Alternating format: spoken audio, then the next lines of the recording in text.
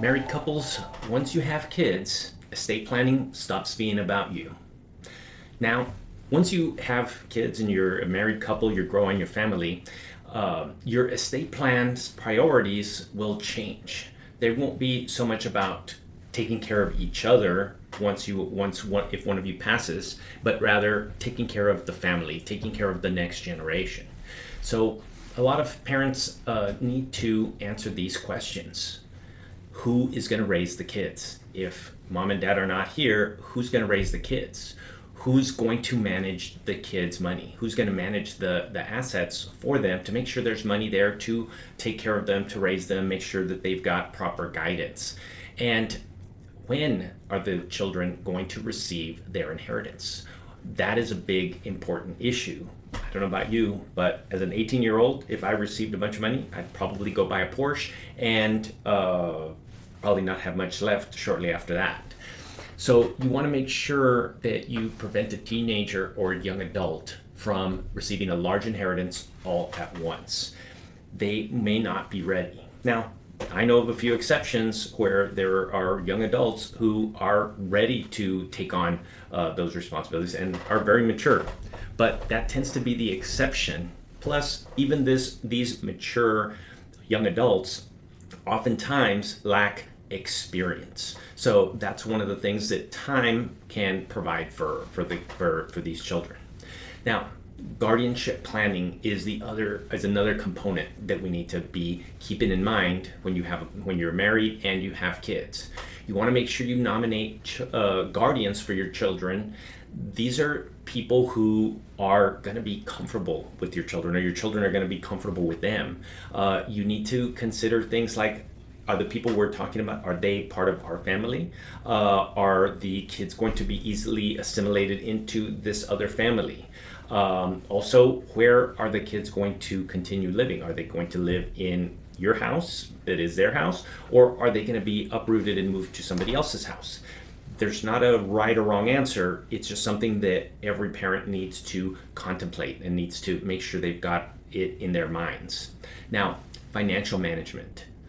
Kids, young children, they can't manage inherited assets until they become adults. So if your 10-year-old inherits something from you, an insurance policy, a bank account, neither the bank nor the insurance company is going to write your child a check, regardless of how much it is or how little it is.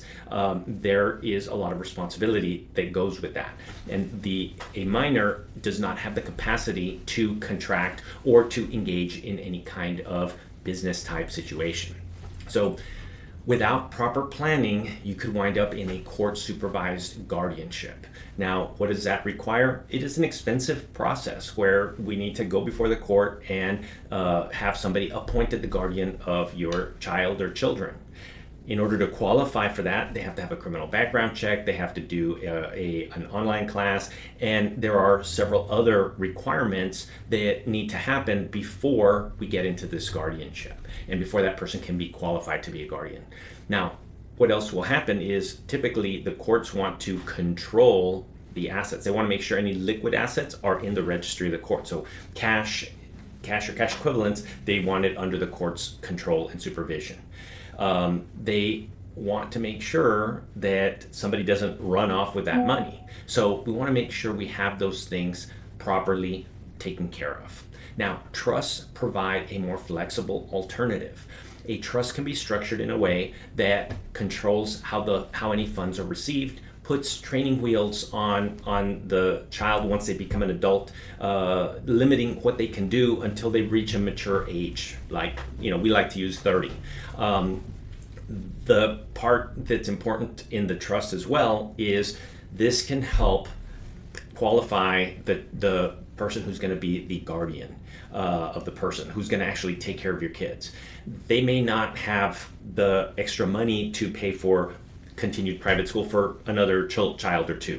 They may not have the wherewithal to provide for a lot of these extracurricular activities that your child may already be involved in addition to what they've got to do for their kids. So having these funds that can pay for those things through a trust and a trustee can create a lot more flexibility to benefit your child. So trusts are really a great way to control the assets, to control what assets your children are going to receive, the timing of those distributions, and can specify how some of those funds are used. For example, funds for education, funds for support. These structures can also have structured distributions. There can be certain payouts at certain time periods. Now, when we create a trust for our children, because we put the assets in the trust, we are able to provide protection for them. This type of protection is asset protection. So your children will not be subject to a creditor, or it can provide divorce protection. If your child's going through a divorce as an adult and they have this trust, the trust assets are outside of the community property estate.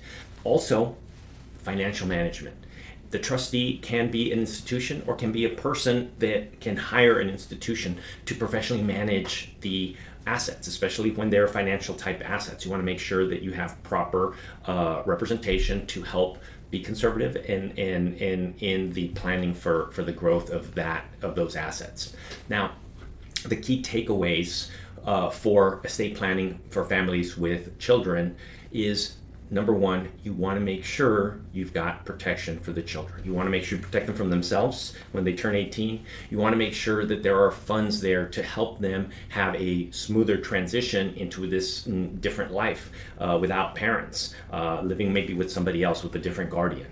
You want to also focus on protecting the assets so that they are around for the intended purpose of supporting your children. So those are some of the key takeaways when you have a family, when you have children and they're young. You want to make sure you've taken care of those things. If you have found that this is useful to you, if you found this helpful and informative, I ask that you go ahead and subscribe to the podcast. Follow us. If you hit the subscribe button, you can make sure you're notified when we have new content uploaded. You also won't miss anything. If you like what we're providing, also make a comment. If you want to hear about some estate plan item in particular, reach out to us and message us on here, and we'll go ahead and take a look at any comments and see what future podcast topics we can cover. If you'd like a deeper look into estate planning, you can go directly to our webinar, Bulletproof Your Legacy. You can just go ahead and go to the link in the bio or in the other source material down here, show notes. Go ahead and click on that, and it'll take you to the webinar, and you'll be able to get a lot more thorough information on a more global estate plan. And if you'd like to just reach out to us, go ahead and do that. Thanks. Until next time.